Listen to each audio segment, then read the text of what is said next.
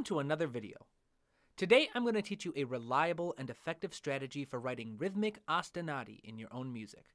But first, I want to thank my wonderful patrons who make videos like this one possible.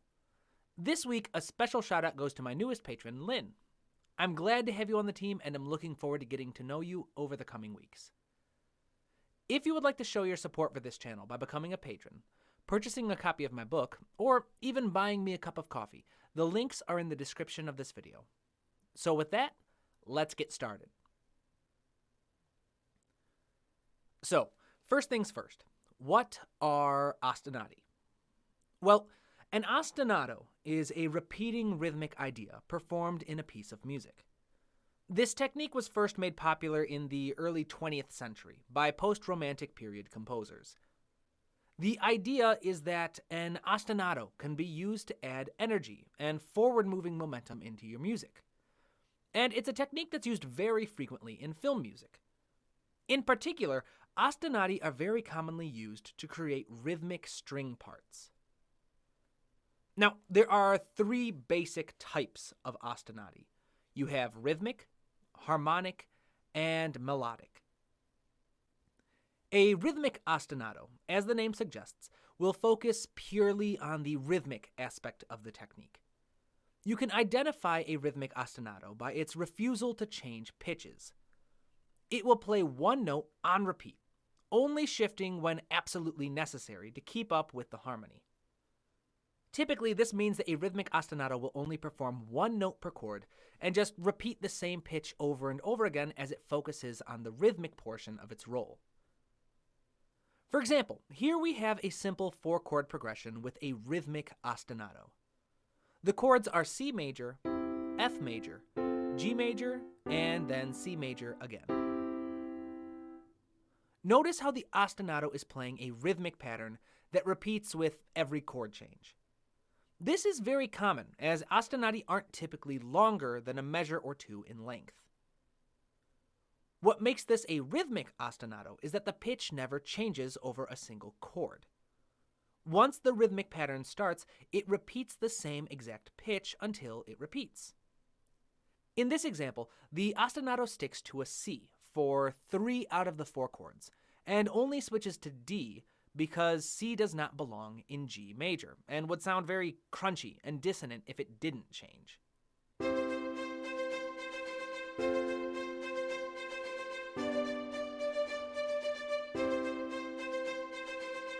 A harmonic ostinato is a bit different. It will still focus on performing the rhythmic idea that's at the core of the ostinato, but here you get a little more freedom in regards to using different pitches. A harmonic ostinato will use chordal tones to add a little more color to the rhythmic idea, sticking strictly to notes that appear in the underlying harmony. This addition of moving through different pitches, as well as performing the rhythm, helps give even more energy to the sound of the ostinato.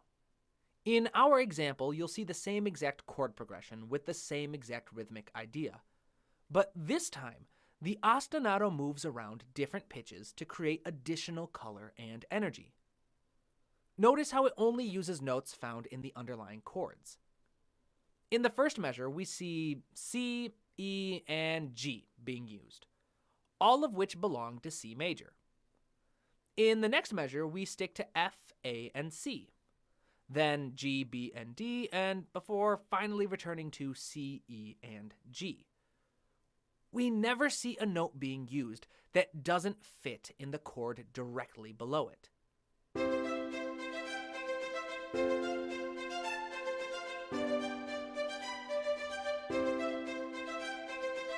Finally, a melodic ostinato is very closely related to a harmonic ostinato, with the one difference being that melodic ostinati are not limited to just chordal tones. They'll frequently use notes not present in the underlying harmony as passing tones or neighbor tones to give a more melodic feel to the ostinato. Now, this technique can be a bit tricky to use, since non-chordal tones can create a crunchy and dissonant sound if overemphasized. But if you keep them short and perform chordal tones right before and right after each non-chordal tone, you shouldn't have any issues. In our example, you'll see that I've made a few changes to the harmonic ostinato to transform it into a melodic one. Specifically, the second, fifth, and ninth notes in each measure are non-chordal tones. In measure 1, D does not belong to C major, but I've kept it on the shorter side and made sure to perform notes that do belong to C major directly before and after each use.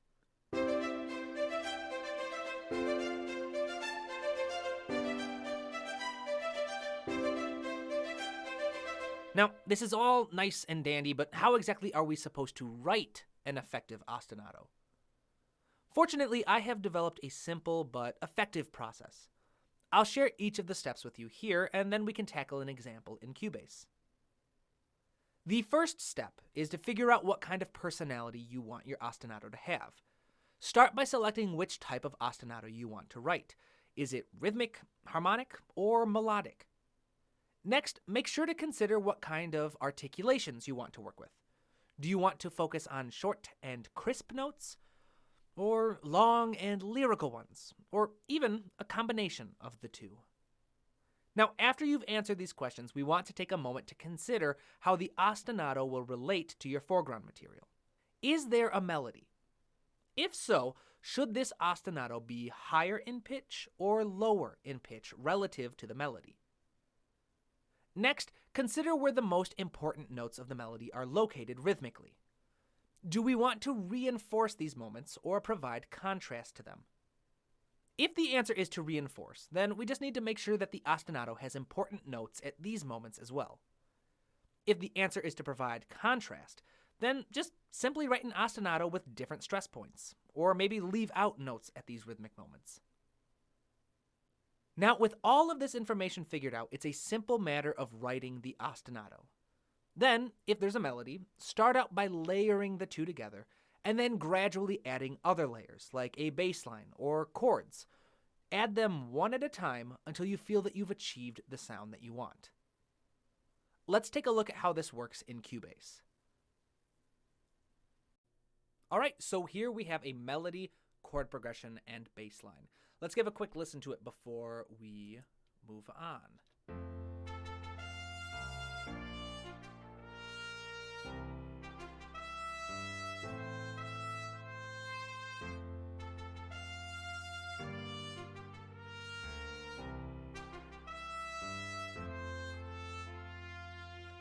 Alright, so just a kind of typical heroic fanfare type of piece.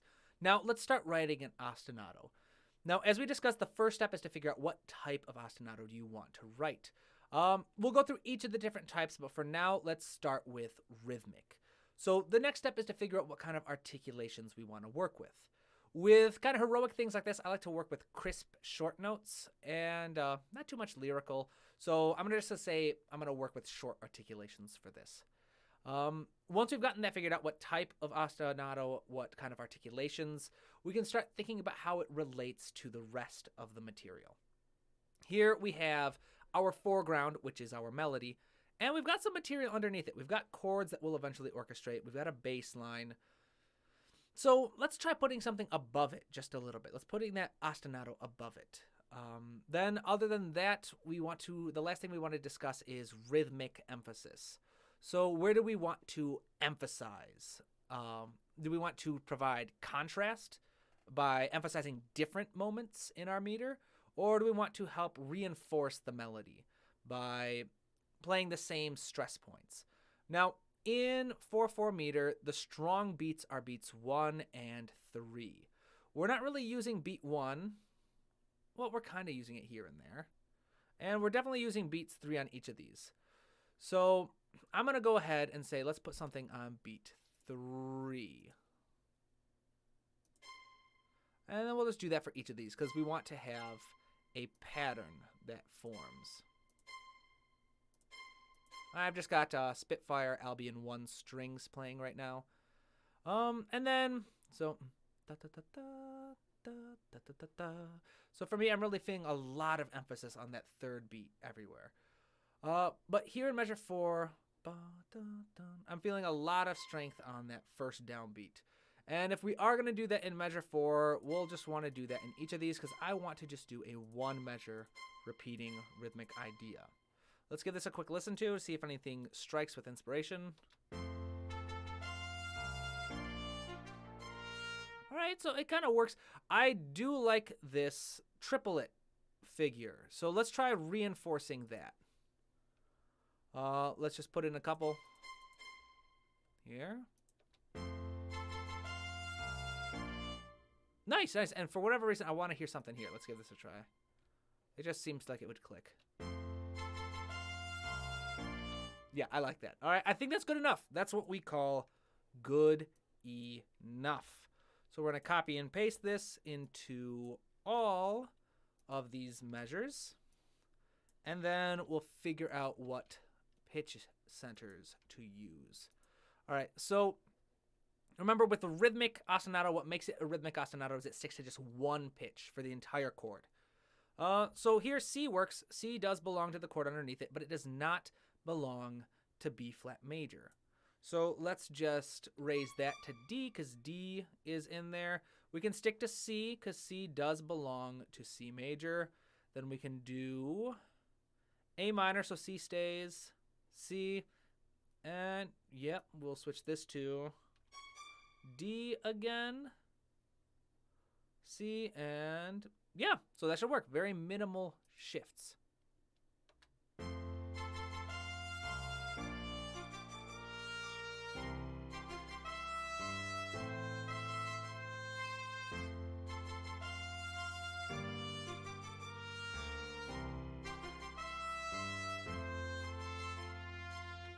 Awesome. Let's see how that might sound after adding some other layers.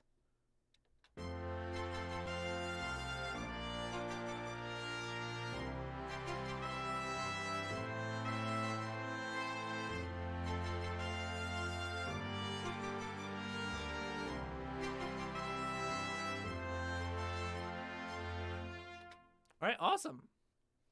All right, so here I've gone and adjusted our ostinato to make it harmonic. You'll see here it's the same exact rhythmic pattern. Quarter note, triplet, eighth notes, quarter note, and it just repeats over and over again. The only thing I've changed is I've moved a couple of the pitches around. So instead of sticking to just C in this first measure, I then jumped up to F and A, which gives us all different chordal tones from the F major chord. And I've just done that for each of these. I've gone through and found different ways of just switching the pitches around to find different chordal tones, to find combinations that I liked. So here you'll notice that I've formed another slightly longer pattern. The rhythmic pattern is the same, but here we start with the quarter note, 3 triplets, and then moving up into an arpeggio. And here we remain the same, then move down, and then back up to the original pitch. And that same pattern just repeats every 2 measures, sticking to the original chordal tones until we end it and we do something a little different in the very last measure, just to break things up and bring a nice bonnet to everything. So I'm going to play this again, but I'm going to copy and paste this. I'm going to put it in octaves so that we can focus a little on the presence of the ostinato and hear it a bit better.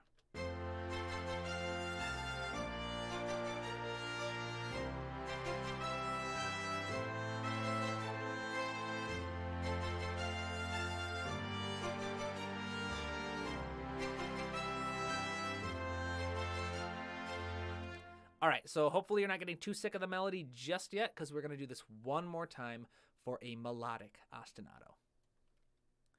All right, so here I made a couple changes, each of them having to do with the triplet figure here.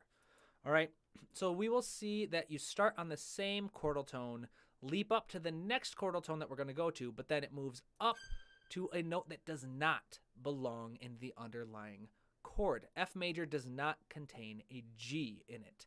But then it resolves very quickly right back down to that chordal tone F, which is in F major. And I did something similar for each of these ostinati. This is a non-chordal tone, this is a non-chordal tone, this is a non-chordal tone, etc., etc. And what this does is it gives us a little more melodic personality to the ostinato. It makes it flow a little more smoother and give it a little more color. So like last time, I am going to copy and paste this in 2 octaves so that we can focus on the sound of the ostinato as the melody plays.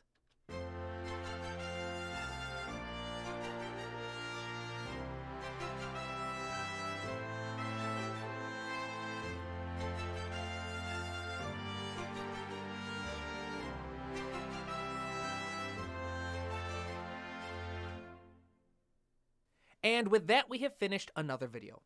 I hope you found it helpful. If you did, please make sure to like and subscribe to the channel and share it with anyone else you think might find it useful. I want to take another quick moment to thank my incredible patrons, as well as each of you who show your support for this channel through your kind comments, emails, and messages. You all keep me excited to keep making new videos. So until next time, keep studying, keep working hard, and keep writing new music.